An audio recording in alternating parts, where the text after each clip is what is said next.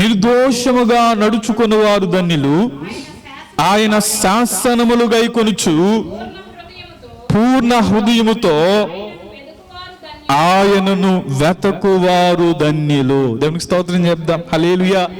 ఏమంటున్నాడు చూడండి, యెహోవా ధర్మశాస్త్రమును అనుసరించి నిర్దోషముగా నడుచుకునేటువంటి వారు ధన్యులు.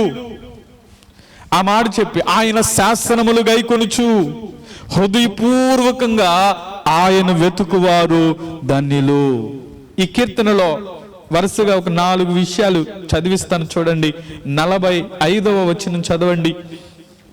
45వ వాక్యం, నేను నీ ఉపదేశములను వెతుకువాడును, నిర్బంధము లేక నడుచుకొందును. చాలండి. ఈ మాటలు అంటాడు, నేను నీ ఉపదేశాలను వెతుకుతున్నాను, అందుకనే నేను నిర్బంధం లేకుండా నడుచుకుంటున్నాను. ఇంకో మాట 94వ వచనం, నీ ఉపదేశములను నేను వెతుకుచున్నాను, నేను నీ వాడనే, నన్ను రక్షించు. చాలు. ఈ మాటలు అంటే నేను నీ ఉపదేశాలను నేనేం చేస్తున్నా అంటే వెతుకుతున్నాను, నేను నీ వాడనే. ఎవరి జీవితంలో అయితే దేవుని ఉపదేశం పనిచేస్తా ఉండేదో వారు దేవుని వారిగా దేవుడే మార్చునుగాక. మనలో ఏం పని చేయాలి? దేవుని వాక్యం పని చేయాలి, దేవుని ఉపదేశం పని చేయాలి. అందుకనే ఈ కీర్తనకాడు అంటున్నాడు, నేను నీ ఉపదేశాన్ని వెతుకుతున్నాను. ఆ మాటలు అంటాడు, నేను నీ వాడనే, నన్ను రక్షించు. ఇంకో మాట చదవమంటారా? 155వ వచనం చదివితే, భక్తిహీనులు నీ కట్టడలను వెతుకుటలేదు గనుక రక్షణ వారికి దూరముగా ఉన్నది. ఎందుకు వారు రక్షణ వారికి దూరంగా ఉందంటే, భక్తిహీనులు నీ కట్టడలను వారు ఏం చేయట్లేదంటే వెతకటం లేదు. భక్తిహీనులు కట్టడలను వెతకట్లేదంటే ఉపదేశాన్ని వెతకట్లేదు. సొలొమోను, జ్ఞాని అయినటువంటి సొలొమోను సామెతల గ్రంథంలో రాస్తూ మీరు ఎలా వెతకాలంటాడంటే, వెండిని వెతికినట్లుగా వెతకండి. హల్లెలూయా.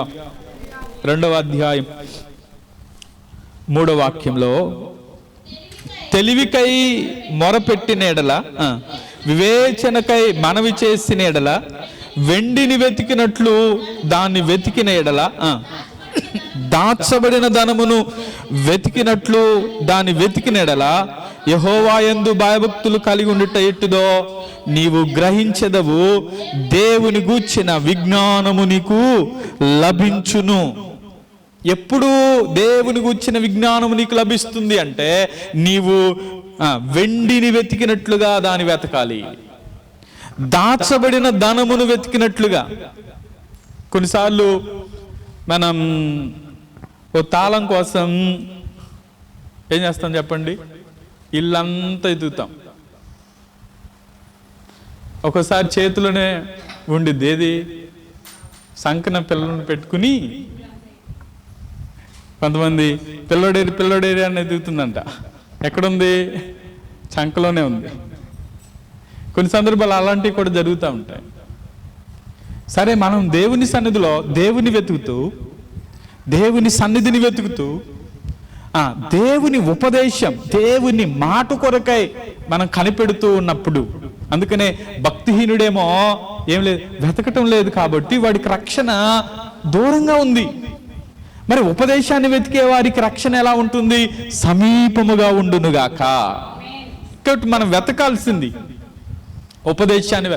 ఉపదేశం మనకి ఏమి బోధిస్తుందో దేవుడు బోధించేది. అందుకనే దేవుడు, దేవుని మందిరం, దేవుని ఉపదేశం. దేవుడిదే ఉపదేశం, దేవునిదే మందిరం. ఆమె ఈ మందిరం ఎవరిది? దేవునిదే కదా. మనం ఎందుకు వచ్చాం? దేవుని మాటలు వింటాను, వెతుకుతూ వచ్చాం. కాబట్టి దేవుని వెతుకుతూ, దేవుని సన్నిధిని వెతుకుతూ, దేవుని ఉపదేశాన్ని వెతుకుదుముగాక. ఎప్పుడైతే మనం దేవుని వెతికి, దేవుని సన్నిధిని వెతుకుతూ, దేవుని ఉపదేశాన్ని వెతుకుతూ ఉంటామో తప్పకుండా మన జీవితాల్లో దేవుడు గొప్ప కార్యాలు చేయనుగాక.